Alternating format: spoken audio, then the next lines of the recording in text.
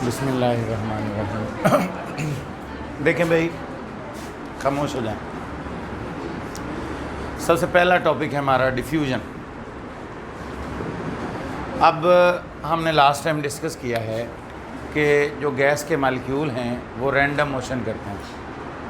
Gas के molecule random motion करते हैं और इस रैंडम मोशन के दौरान वो एक दूसरे से टकराते हैं। इस रैंडम मोशन के दौरान एक दूसरे से टकराते हैं। Clear? Molecules of gas move randomly.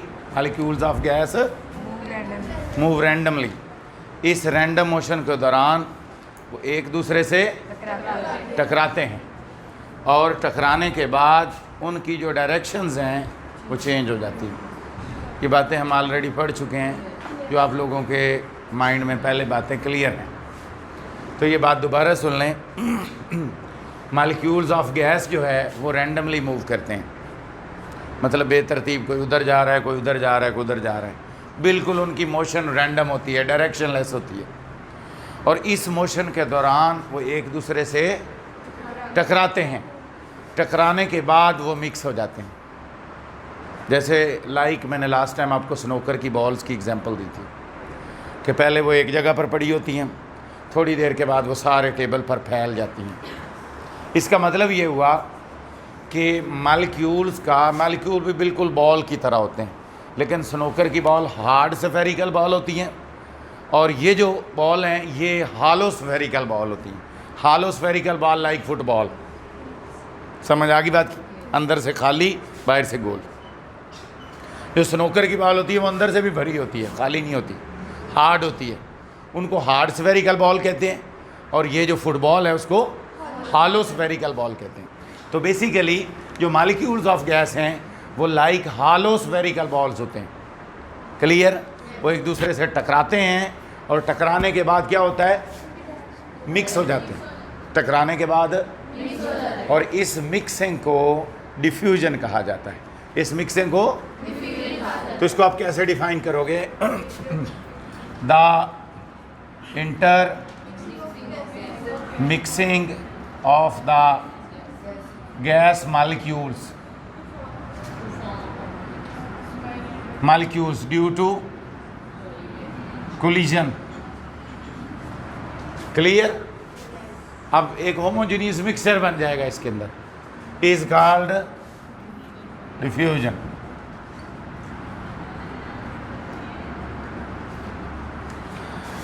मिसाल के तौर पर मैंने यहाँ पर इसका कलर होता है ब्राउन। ऑक्सीजन जो है ये कलरलेस होती है। क्या होती है? कलरलेस। समझ आ गई बात की? ऑक्सीजन कलरलेस होती है और NO2 का रंग ब्राउन होता है। MCQs के लिए याद रख लेना, NO2 का रंग ब्राउन होता है। अब जब ये एक दूसरे के साथ, पहले इन दोनों के दरमियान में पार्टीशन है। क्या है? जैसे पार्टीशन हटाई तो ये सारे मालिक्यूल मिक्स हो गए। अब पूरे कंटेनर के अंदर ब्राउन मालिक्यूल भी हैं और कलरलेस मालिक्यूल भी हैं। और ये क्यों हुआ है? Due to collision. कोलिजन की वजह से मालिक्यूल जो हैं वो मिक्स हो गए हैं।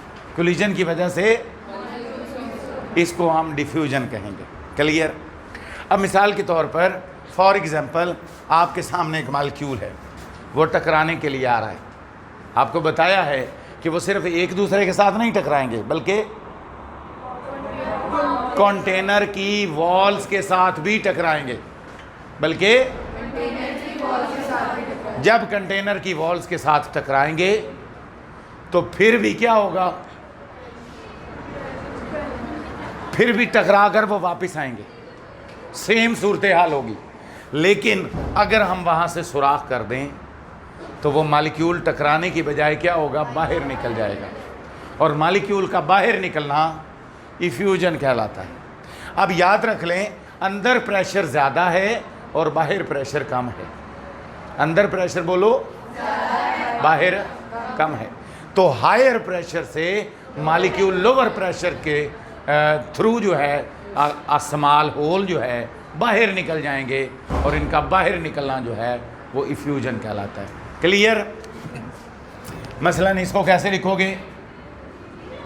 The escape of gas molecules through a small hole from a region of higher pressure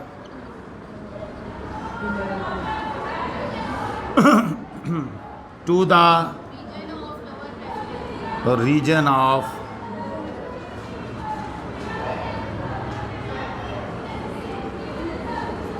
is called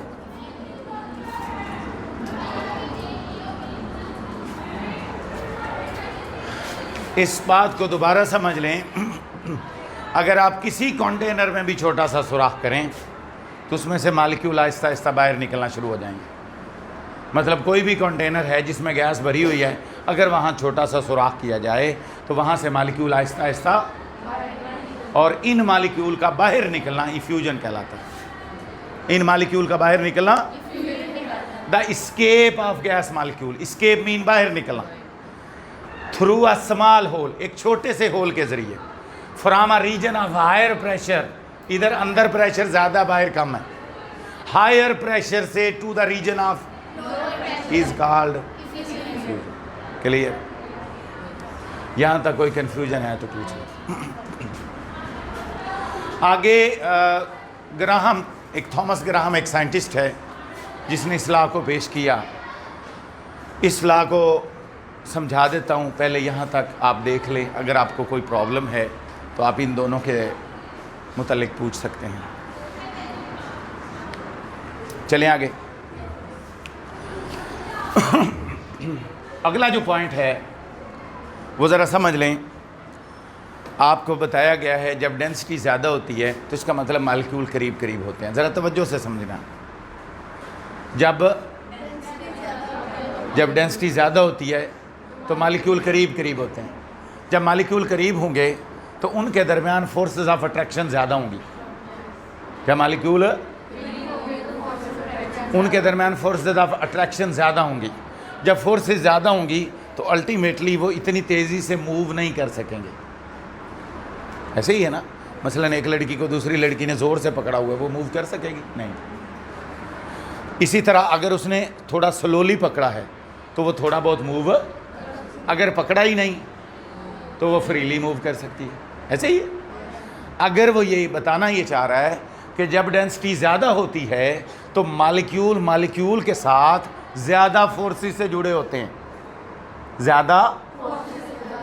जब ज़्यादा फोर्सेस से जुड़े होंगे तो फिर उनकी वेलोसिटी, उनकी मोशन कम होगी, वो उतना तेज़ी से मूव नहीं करेंगे।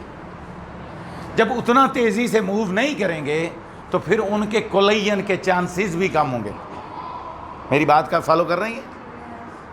जब उनके कोलाइजन के चांसेस कम होंगे तो फिर डिफ्यूजन भी कम होगी, क्योंकि कोलाइड ही नहीं करेंगे। यहाँ पर कोलाइजन की कोई गारंटी शर्त नहीं है, लेकिन यहाँ शर्त है। यहाँ मॉलिक्यूल टकराए या ना टकराए, उसने बाहर निकलना है। तो ये नेचुरल टेंडेंसी है। क्या है? लेकिन ये कोलाइजन की वजह से। इसका मतलब ये हुआ कि अगर मॉलिक्यूल कोलाइड नहीं करेगा तो फिर डिफ्यूजन भी नहीं होगा। समझ आ गई बात की? यहाँ वो बताना चाह रहा है कि अगर आप देखें तो डेंसिटी का डिफ्यूजन से इन्वर्स रिलेशन है। जब डेंसिटी ज़्यादा हो रही है तो डिफ्यूजन क्या हो रही है? कम हो रही है। क्लियर? जब डेंसिटी ज़्यादा हो रही है तो डिफ्यूजन कम हो रही है। क्लियर? लेकिन थॉमस ग्राहम ने ये फाइंड किया कि डिफ्यूजन का डेंसिटी से इन्वर्स रिलेशन तो है, मगर स्क्वायर रूट ऑफ डेंसिटी का इन्वर्स रिलेशन है। मैथमेटिकली उसने फाइंड किया। आपने इस बात को ऐसे ही देखना है। इन्वर्स रिलेशन है कि डेंसिटी बढ़ेगी तो डिफ्यूजन कम होगी, लेकिन स्क्वायर रूट ऑफ डेंसिटी है तो उस स्क्वायर रूट के हिसाब से चलना है। कैसे चलना है? मसलन अगर आप डेंसिटी, मैं आगे चलकर आपको इसका बताऊंगा, अभी सिर्फ इतनी बात याद रख लो कि थॉमस ग्राहम ने कहा कि रेट ऑफ डिफ्यूजन या इफ्यूजन डेंसिटी ऑफ गैस के स्क्वायर रूट के इन्वर्सली प्रोपोर्शनल है। किसके? स्क्वायर रूट ऑफ डेंसिटी के इनवर्सली प्रोपोर्शनल। क्लियर? तो आप देखें रेट ऑफ डिफ्यूजन और diffusion of gases is inversely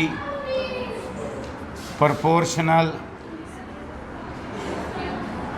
to the square root of their density. Clear? कि रेट ऑफ डिफ्यूजन या इफ्यूजन उनकी डेंसिटी के स्क्वायर रूट के इनवर्सली प्रोपोर्शनल है, स्क्वायर रूट के इनवर्सली प्रोपोर्शनल है। क्लियर? अब देखें रेट ऑफ डिफ्यूजन, अब ये बटे के ऊपर है, ये बटे के नीचे है, ऐसे ही है ना, इनवर्स रिलेशन ऐसे ही होता है, बटे के ऊपर ये बटे के नीचे, और डेंसिटी का क्या ले लिया? Square root. क्लियर?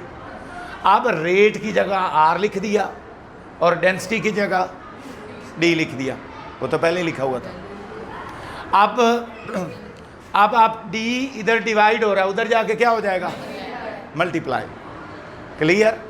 और प्रोपोर्शनैलिटी ख़त्म करके क्या लगाया? के। क्लियर? डी इधर क्या हो रहा है, उधर जाके क्या होगा? मल्टीप्लाई। आर ज़रब डी बराबर के। यहां तक क्लियर? कौन सा टी? ये तो इक्वेशन नंबर 1 लिखी है। यहां तक क्लियर? अब देखो दो गैसें फर्ज कर ली, एक को गैस 1 कह लिया, एक को गैस 2 कह लिया।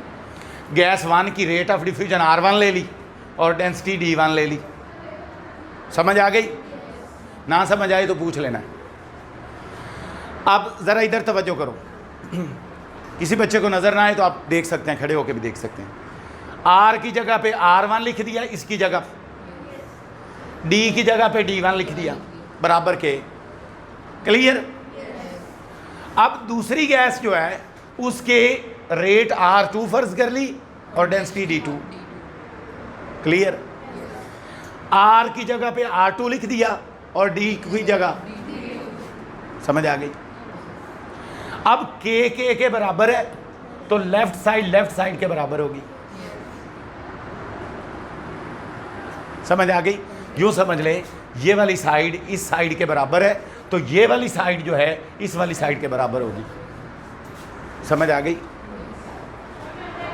अब जरा देखें, ये R2 इधर ज़रब खा रहा है, मल्टीप्लाई हो रहा, उधर जाके क्या होगा? डिवाइड, बटे के नीचे चला गया। क्लियर? इधर D1 इधर मल्टीप्लाई हो रहा है, उधर जाके क्या हो जाएगा? डिवाइड। क्लियर? समझ आ गई है? कोई कंफ्यूजन है तो पूछ लो। दोबारा देख लें, R1 इधर मल्टीप्लाई हो रहा है, D1 इधर मल्टीप्लाई हो रहा है, R2 इधर है, D2 इधर है। अगर आप R2 को उधर ले जाओ तो ये बटे के नीचे चला जाएगा और D1 इधर बटे के नीचे आ जाएगा। यानी यूँ समझ लें, आप R को एक साइड पे कर लें, डेंसिटी को दूसरी साइड पे कर लें, दोनों एक दूसरे के बटे के नीचे चले जाएंगे। अब R1 बटा R2 और D2 बटा, अब यहाँ से एक बात समझने वाली है कि अगर इधर 1 ऊपर है तो इधर 1 नीचे है, इधर 2 नीचे है तो उधर 2, यानी अगर R1 ऊपर है तो उसकी डेंसिटी नीचे है, अगर R2 ऊपर है तो उसकी डेंसिटी नीचे होगी। ज़रूरी नहीं है कि आप R1 को ऊपर रखें, जिसको मर्ज़ी रख लें, कोई फ़र्क नहीं पड़ेगा, आंसर सेम आएगा दोनों साइडों का। ग्राहम लॉ वेरीफाई होगा, आंसर दोनों साइडों का सेम आएगा, लेकिन हो डिफरेंट सकता है। समझ आ गई? मसलन देखें, अब ये अलग-अलग स्क्वायर रूट था, उनका एक ही स्क्वायर रूट ले लिया। मतलब कर सकते हैं ना मैथ में कि अगर स्क्वायर रूट अलग अलग था तो उनका स्क्वायर रूट क्या हो गया? सेम हो गया। समझ आ रही है? अब आपने लास्ट टाइम ये वाला रिलेशन पढ़ा है कि डेंसिटी वेरी होती है विद मोलर मास। बताया ना आपको कि density is directly proportional to molar mass, कि मोलर मास बढ़ती जाएगी, डेंसिटी भी बढ़ती जाएगी। यानी समझ लें कि डेंसिटी एग्जैक्टली वेरी होती है बाय मोलर मास। तो इसका मतलब डेंसिटी की जगह हमने क्या लिख दिया, मोलर मास। D2 की जगह M2 और D1 की जगह, ये फाइनल रिलेशन आ गया। यहाँ तक किसी स्टूडेंट को कोई कन्फ्यूजन है तो पूछ लें। कहाँ से? यहाँ से। बेटा ये जो डेंसिटी है ना ये वाली, इसका मोलर मास के साथ डायरेक्ट रिलेशन है। मतलब यूँ समझ लें कि मोलर मास चेंज होगी तो डेंसिटी चेंज होगी, जितनी मोलर मास चेंज होगी उतनी डेंसिटी चेंज होगी। इसका मतलब डेंसिटी की जगह मोलर मास लिख दिया, मोलर मास D2 की जगह M2 और D1 की जगह M1। क्लियर? यहाँ तक किसी स्टूडेंट को कोई कन्फ्यूजन है तो पूछ लें। चलें जी आगे चलते हैं। आगे है एक्सपेरिमेंटल वेरिफिकेशन। ये बिल्कुल बहुत आसान है, वेरी इजी है, इसमें कोई मुश्किल बात नहीं है। सिर्फ पहली लाइन अंडरस्टैंड कर लें, ये वाली इसकी डेरिवेशन है, फाइनल डेरिवेशन। अब वो ये बताना चाह रहा है कि ग्राहम ने क्या किया, एक शीशे की ट्यूब ली, एक गिलास ट्यूब ली, खाली ट्यूब ली, उसको ज़रा तवज्जो करें, इधर मेरी बातें सुने पहले। उसने एक रुई का टुकड़ा लिया, उसको यहाँ अंग्रेज़ी में लिख रहा है कॉटन प्लग। क्या कह रहा है? उसको भिगोया अमोनिया में सोक किया। अमोनिया लिक्विड और गैस यानी वोलाटाइल लिक्विड है, वेपर बन के बाहर आता है, लेकिन है लिक्विड। अमोनिया है लिक्विड, लेकिन कौन सा लिक्विड है? वोलाटाइल। वोलाटाइल वो लिक्विड होते हैं जो वेपर बन जाते हैं, जैसे पेट्रोल है, जल्दी जल्दी वेपर में कन्वर्ट होता है। तो अमोनिया की भी इसी तरह की सूरत हाल है, वोलाटाइल लिक्विड है। अब अमोनिया में आपने क्या किया, बोलो? कॉटन का एक प्लग लिया, उसको अमोनिया में सोक किया, भिगोया, और भिगोकर एक साइड पे लगा दिया। मेरी बात फॉलो कर रही हैं? दूसरी साइड से HCl का एक टुकड़ा लिया, एक टुकड़ा रुई का लिया और उसको HCl में भिगोया, और HCl भी वोलेटाइल लिक्विड है, और उसको दूसरी साइड पे लगा दिया। क्लियर? अब उसने क्या देखा? उसने देखा कि दोनों तरफ से जो वेपर्स हैं, जो फ्यूम्स हैं, वो दोनों तरफ से आना शुरू हो गए, इधर से अमोनिया के और इधर से।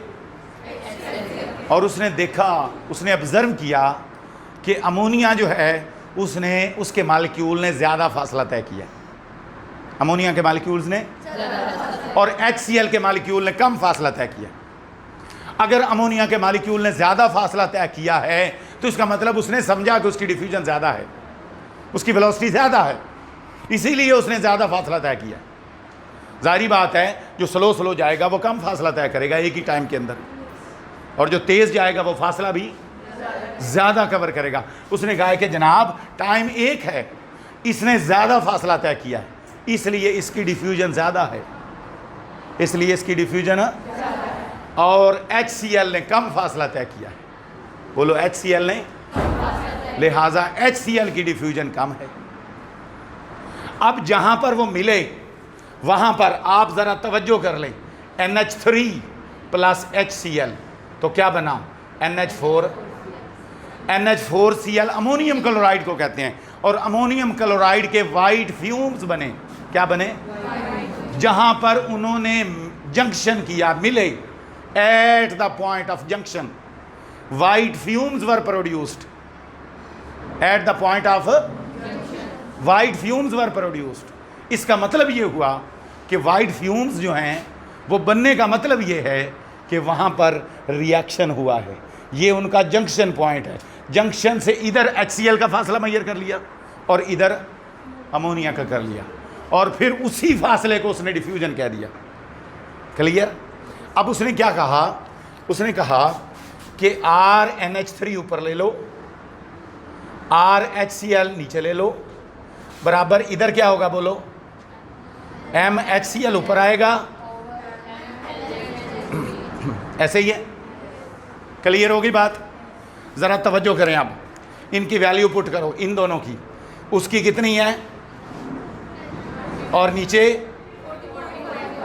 शाबाश। इधर देखो,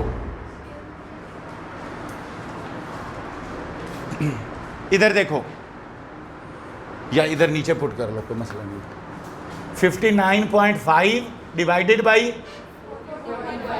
HCl का मोलर मास क्या बनेगा?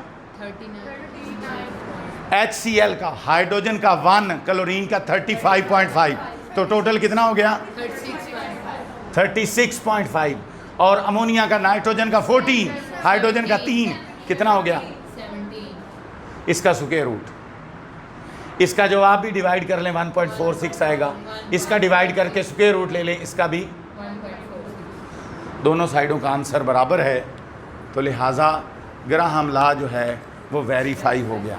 क्लियर हो गया दोनों तरफ की। इधर अगर आप HCl ऊपर रख लें, मसलन अमोनिया नीचे रख लें, जवाब के बुक के मुताबिक जवाब नहीं आएगा, लेकिन दोनों साइडों का जवाब बराबर आएगा। दोनों साइडों का जवाब 1.46 नहीं होगा, ये तो अल्टीमेटली बात है, क्योंकि 1.46 तो बड़ी रकम ऊपर रखेंगे फिर आएगा, हाँ जवाब छोटा होगा मगर दोनों साइडें, इसका मतलब अगर दोनों साइडें बराबर हैं तो फिर भी ग्राहम लॉ क्या होगा। इसलिए आपने ये बात जहन में बिठा लेनी है, रट्टा नहीं लगाना, अमोनिया ऊपर हो या नीचे हो, अगर एक फैक्टर नीचे है तो मोलर मास में वो ऊपर होगा, अगर दूसरा फैक्टर ऊपर है तो मोलर मास में वो, बस ये बात आपने याद रखनी। बाकी ऊपर अमोनिया है या ऊपर HCl है, इससे कोई फ़र्क नहीं पड़ता। अगर आपने बुक वाला आंसर निकालना है तो फिर अमोनिया को ऊपर रखना होगा। अमोनिया ऊपर रखने से मुराद है जो बड़ा डिस्टेंस है वो ऊपर रखना है, जो छोटा डिस्टेंस है वो, ये फार बुक है, अदरवाइज़ नॉलेज वाइज ये बात जो है वो कोई वैलिड नहीं है। क्लियर होगी बात? यहाँ तक कोई कन्फ्यूजन है तो पूछ लें।